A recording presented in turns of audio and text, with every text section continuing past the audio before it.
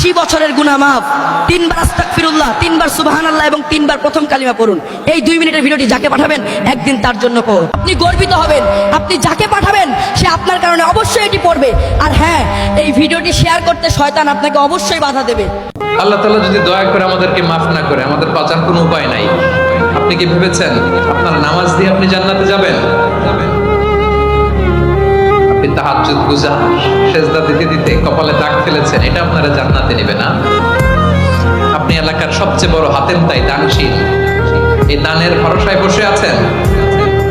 কশিন কালো আমাদের নামাজ, আমাদের রোজা, আমাদের ইবাদত, এগুলোকে মিজানের পাল্লায় উঠালে কোনো ওজনই হবে না। তবে আমাদের একটা কৌশল জানা আছে, আমরা আল্লাহর রহমতের ভিখারি। আমরা সেদিন আগেই গুনার স্বীকৃতি দিয়ে দেব। আমরা বলবো, আল্লাহ তুমি প্রশ্ন করার আগে তোমার একটা কথা বলি, আমারে কিছু জিজ্ঞেস করো না, আমি সব করেছি। এমন কোন পাপ নাই যে পাপ আমারে দিয়ে হয় নাই।